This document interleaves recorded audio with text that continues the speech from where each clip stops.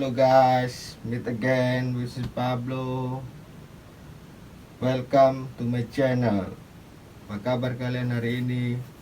Semoga kalian dilindungi dari wabah yang melanda negara kita ini, dan diberikan kesehatan, dimurahkan rezekinya, sehingga Anda bisa mengatasi semua masalah finansial yang terjadi di dalam kehidupan Anda.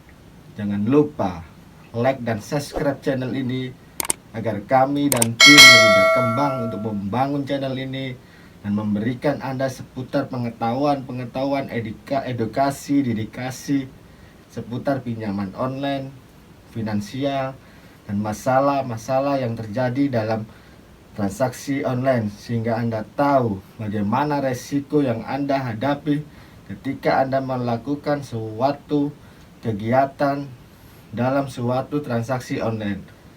Saksikan selengkapnya video saya ini. Stay tune.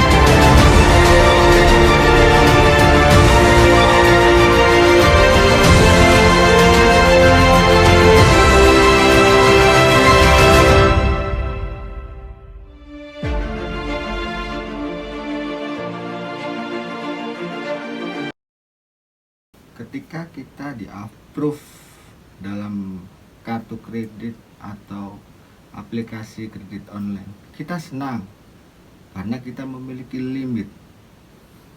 Dan di saat kita memiliki limit, kita mencari orang yang bisa mencairkan limit dengan cara metode-metode baik itu offline maupun online.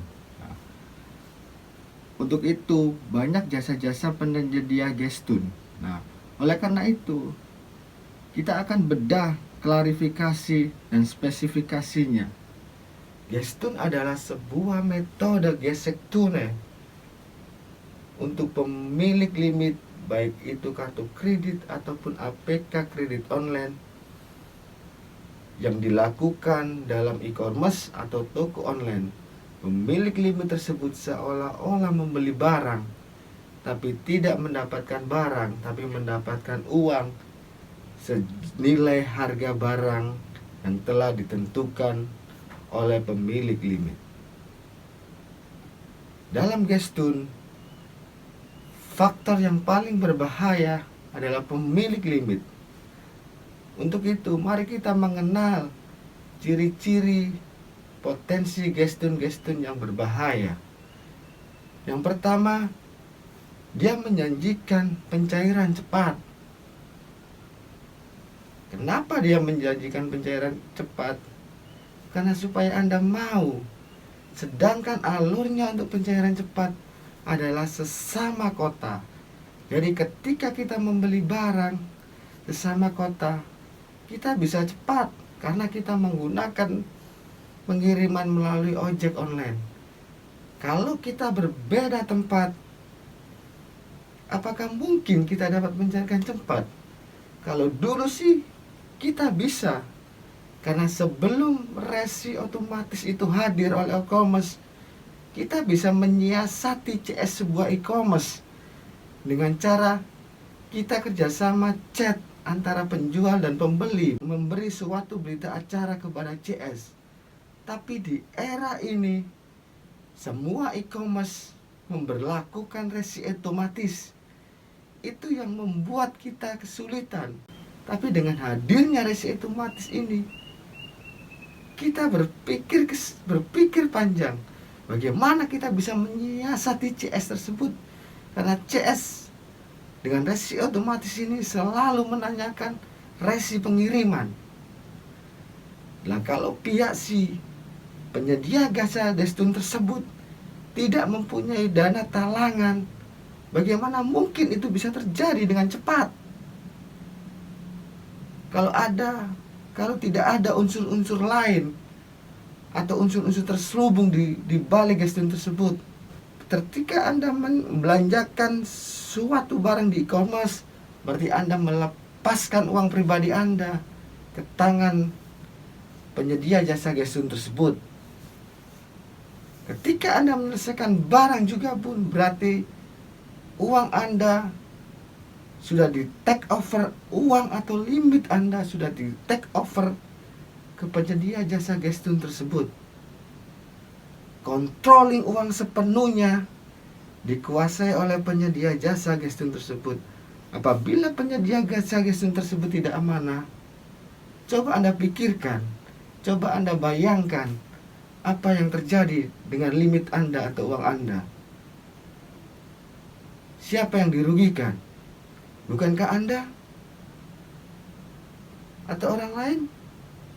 Atau penyedia Destun? Yang pasti jelas Anda sebagai pemilik limit.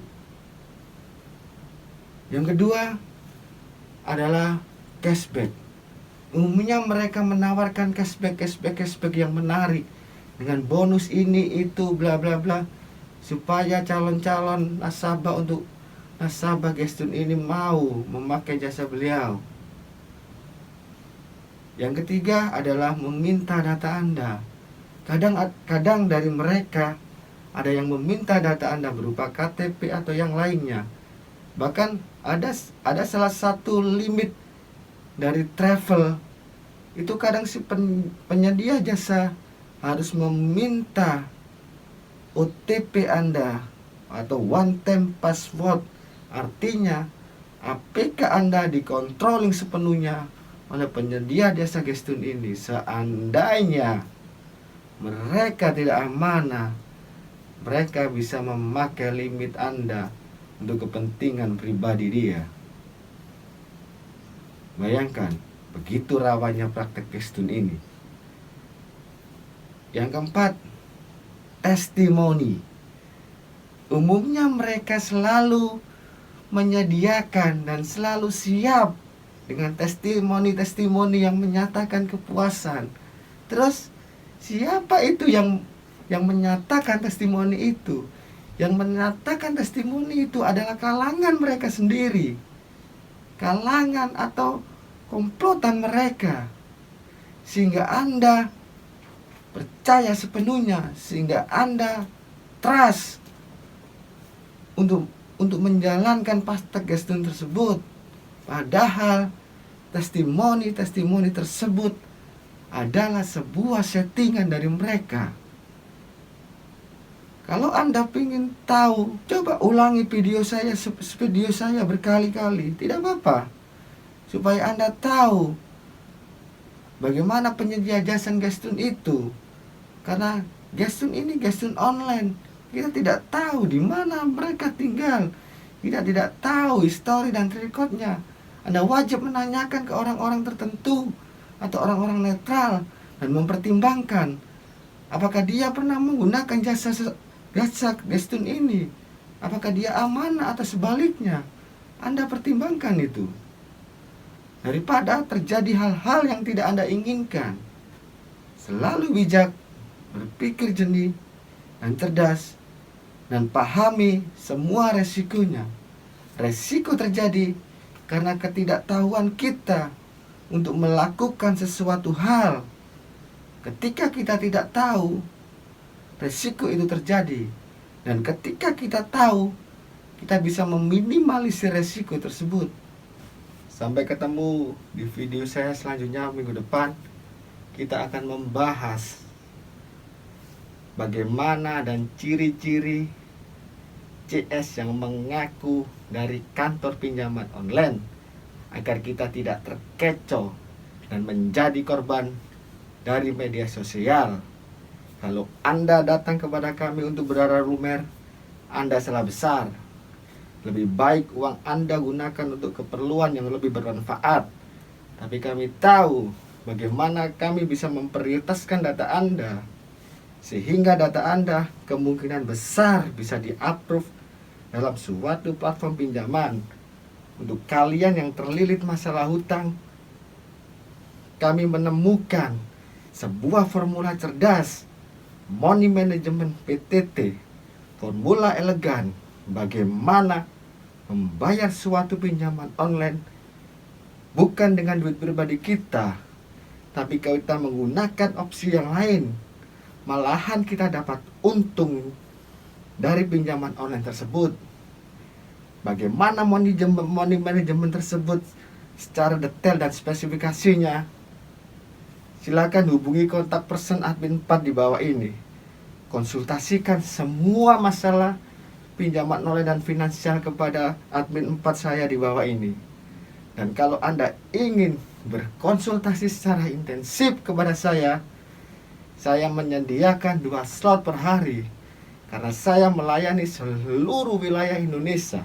Berharap supaya Anda bisa keluar dengan elok dan apik dan mengaplikasikan keuntungan dari pinjaman online tersebut sebagai modal bisnis Anda atau modal usaha Anda di dalam kehidupan nyata. Karena ketika Anda mengetahui money management sebuah keuntungan di situ, silakan hubungi kontak admin person 4 saya di bawah ini. Konsultasikan semua masalah finansial dan pinjaman online kepada admin 4 di bawah ini. Niscaya apapun kesulitan finansial Anda bisa teratasi. Work hard in silence. Success is your voice. I'm Pablo, founder and leader PTT. See you later again. Salam lumer.